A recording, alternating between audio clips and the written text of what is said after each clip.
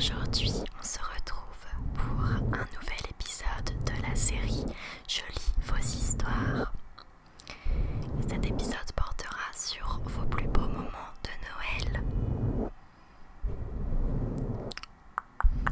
Donc j'ai reçu quand même quelques petites histoires que je vais vous lire, en anonyme bien sûr. Juste avant de commencer cette vidéo, j'aimerais vous parler de petites minutes de Happiness Boutique. Happiness Boutique.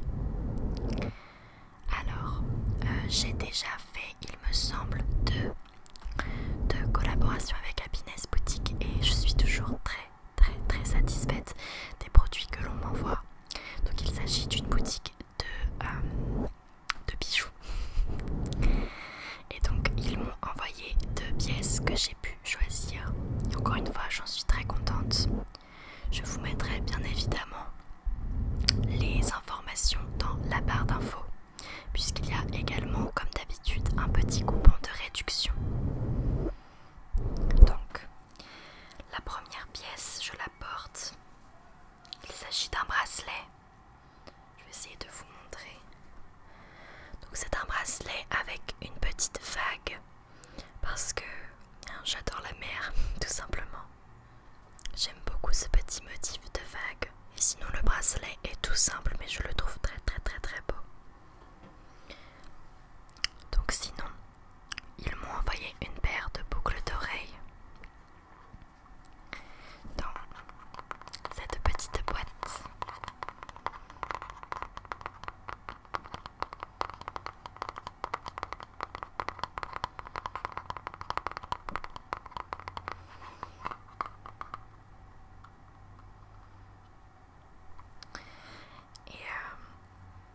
Elles sont trop belles. J'ai préféré vous les montrer dans la boîte parce qu'elles sont toutes petites. Donc je pense que vous verrez mieux comme ça. Il s'agit en fait de petits papillons. Donc tout petits. Et qui sont, bon, c'est pas des diamants bien sûr, mais qui sont en strass, on va dire. J'essaie de les mettre droits, mais ils n'arrêtent pas de tomber. Mais enfin, vous voyez. De toute façon, vous les verrez porter en vidéo, mais c'est vrai qu'ils sont vraiment tout petits. C'était ce que je voulais. J'avais envie de petites boucles d'oreilles. Mais mes boucles d'oreilles que je vous ai montré la dernière fois, donc c'est des créoles. Je les adore, je les mets tout le temps. Donc vraiment j'aime beaucoup ce site. Donc comme à chaque fois, vous aurez le code de réduction comme je disais. Si vous voulez en profiter, en tout cas moi je n'ai jamais été déçue de leurs produits. Maintenant bien sûr vous faites ce que vous voulez, hein. Je ne vous force à rien. Voilà, maintenant nous allons passer aux histoires. Alors, voici la première histoire. J'avais envie de participer à cette vidéo de Noël, mais en réfléchissant bien, je ne savais pas trop quel moment choisir. En fait, dans ma famille, on fête Noël de façon assez traditionnelle. On se retrouve, on mange, on boit, on s'offre les cadeaux et voilà. Ces moments sont donc à la fois uniques, mais assez mémorables en soi. Je trouve que les plus beaux moments de cette période sont ceux où l'on regarde des films de Noël, où on monte le sapin, où l'on choisit et emballe les cadeaux. Mais il y a eu une année un peu particulière. C'était il y a exactement 10 ans. Mon grand-père avait été hospitalisé en septembre 2010 pour une infection bactérienne suite à une opération compliquée. Il était aux soins intensifs et en décembre de la même année, il y était toujours. Mon grand-père était quelqu'un de très joyeux, festif, présent pour sa famille et dans mes souvenirs d'enfance. La période de Noël lui était beaucoup associée, de par les belles décorations qu'il mettait pour animer sa maison et les bonnes odeurs de plats maison que ma grand-mère faisait. Dans ces conditions médicales, il était difficile pour nous d'imaginer de fêter un Noël normal, car les cœurs n'étaient pas à la fête. Le jour de Noël, mon papa, qui était divorcé de ma maman, nous a donc invités chez lui pour célébrer le réveillon. Il s'était occupé de tout, du repas jusqu'aux décorations. Ce que je n'oublierai jamais, c'est ce moment suspendu au sein d'une famille qui était déchirée par un divorce et brisée par un membre de la famille entre la vie et la mort. Pendant une soirée, la joie était présente ainsi que la douceur et la chaleur que l'on ressent à Noël. Ma grand-mère fut particulièrement émue et je n'oublierai jamais son regard apaisé juste pour une soirée. Mon grand-père nous a quittés 10 jours plus tard après la nouvelle année et encore aujourd'hui, il ne se passe pas une année sans que je pense à lui, mais cette année plus que les autres. Cette histoire que je te transmets à toi et tes abonnés est une façon pour moi de lui rendre hommage, puisqu'il vit et vivra toujours à travers moi et à travers cette période des fêtes. Les plus beaux moments de Noël sont ceux que l'on passe avec ceux qui nous sont chers. Eh bien oui, en effet, je trouve que c'est un très bel hommage pour ton grand-père et je te remercie d'avoir partagé cette histoire avec nous. Sinon, par rapport à ce que tu dis, au fait que tu célèbres Noël de façon assez traditionnelle, pour moi c'est un peu la même chose. Je me souviens pas spécialement d'une année en particulier, mais c'est sûr que je préférais Noël quand j'étais petite et que je croyais encore au Père Noël. Spoiler pour ceux qui ne le savent pas. Mais oui, sinon moi c'est pareil, il n'y a rien de bien extraordinaire. Mais en tout cas, je te remercie d'avoir partagé cette très belle histoire avec nous. Nous allons passer à l'histoire suivante. Quand j'étais petite, je crois que j'avais environ 6-7 ans. On a passé un super Noël en famille avec mes cousines. Le soir du réveillon, nous allons tous à la messe de Noël. Tous sauf les 4 hommes de la maison. Mon père et mes 3 oncles qui décident de faire une partie de cartes pendant le temps de la messe. Ce que nous ne savions pas à l'époque, c'était que c'était surtout le stratagème pour déposer les cadeaux au pied du sapin. Ils avaient fait les choses bien pour nous, les 4 cousines.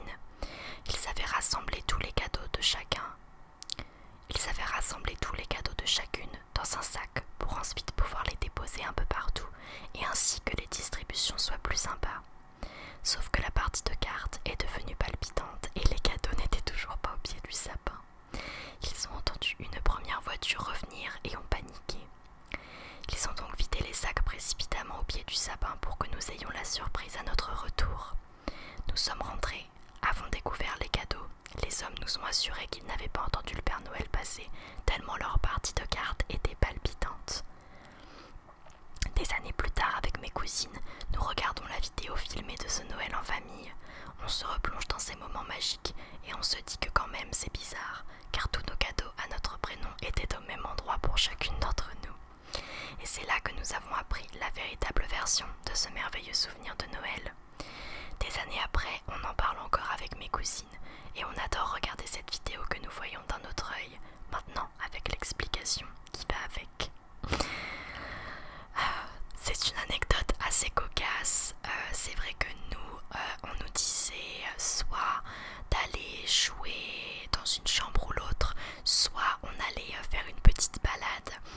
Et quand on revenait, eh bien c'était incroyable. Le Père Noël était passé, personne ne l'avait vu. Et pourtant, personnellement, je m'étais jamais douté de rien. C'est à l'école qu'on m'a dit la vérité, qui m'a d'ailleurs beaucoup déçue. Mais anecdote plutôt rigolote, je pense qu'on est pas mal à avoir des histoires comme ça. On va passer à l'histoire d'après. Salut Lisa, je t'écris mon histoire de Noël pour t'expliquer pourquoi j'aime tant cette période. Quand je pense à Noël, je pense d'abord à une atmosphère extérieure chaleureuse malgré le froid. Une envie de se réchauffer sous un plaid et en même temps de profiter de la nature fraîche et de l'air qui semble pur. Puis je pense au partage. Je vois mes grands-parents, mes cousins et cousines, tout le monde se réunit pendant 2 jours pour partager ensemble de la joie et de la bonne bouffe. Je pense aussi aux odeurs, celles du sapin, celles des livres neufs que je reçois chaque année, celles du pain grillé pour faire des toasts. Il me vient également les bruits, ceux des papiers cadeaux qu'on froisse, le sourire aux lèvres, ceux des assiettes qu'on empile, des rires, des coupes de champagne qui trinquent, des talonnettes des chaussures sur le parquet. Je pense aussi à la chance que j'ai de vivre un Noël si heureux chaque année, entouré des gens que j'aime, touché par les attentions que les membres de ma famille me portent. Voilà ce que m'évoque la magie de Noël.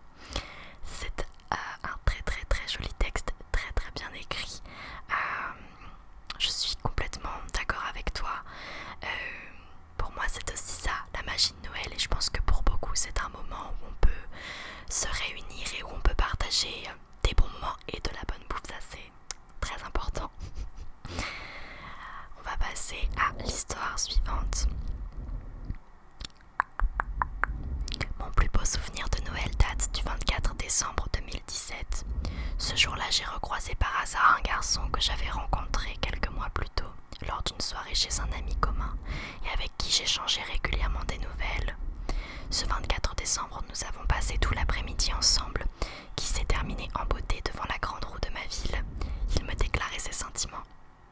C'est trop mignon, ça me rappelle la vidéo où je lisais vos plus belles histoires d'amour. C'est trop mignon. Quelques jours plus tard, nous nous sommes mis ensemble. Aujourd'hui, cela fait 3 ans que nous sommes en couple et à chaque Noël, c'est un plaisir de fêter nos années d'amour en même temps que les fêtes de fin d'année. C'est vrai que c'est trop mignon d'avoir votre anniversaire de couple le 24 en somme, ou en tout cas dans la période des fêtes de fin d'année, c'est trop chou. Merci d'avoir partagé ta petite histoire. Nous allons passer, il me semble, à la dernière petite histoire.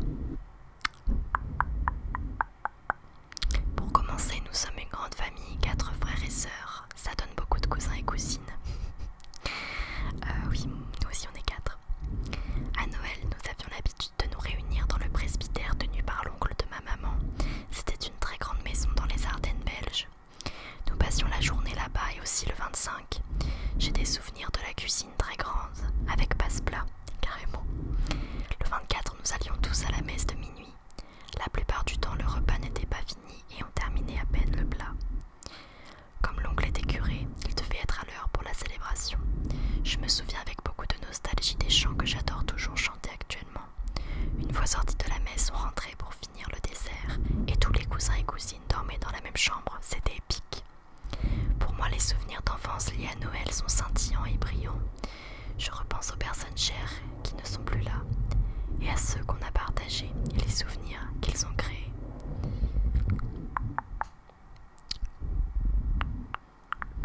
Et voilà donc la dernière petite histoire. Je me demande combien d'entre vous vont à la messe le 24 ou le 25. Donc ça dépend vraiment des années, mais je pense que cette année on n'ira pas. De toute façon, je sais pas trop comment ça se passe avec les conditions actuelles. Mais voilà pour vos petites histoires. Donc cette vidéo n'est pas très longue. J'espère quand même qu'elle vous aura plu, qu'elle vous aura mis dans l'ambiance de Noël, puisque le jour où je vais poster cette vidéo, nous serons pour moi la veille de Noël, mais la veille du réveillon de Noël, c'est-à-dire le 23. Et je vous souhaite donc en avance un très joyeux Noël. Et j'espère que vous allez passer de bonnes fêtes de fin d'année avec vos familles, que vous allez bien manger, boire avec modération, que vous allez passer de bons moments, que vous allez rire et que vous allez un petit peu oublier ce qui se passe actuellement, parce que je sais que ce n'est pas facile. Donc vraiment, la période de Noël, accordez-vous le repos dont vous avez besoin et laissez vos proches prendre soin de vous. Sur ce, je vous fais de très gros bisous et on se retrouvera la semaine prochaine.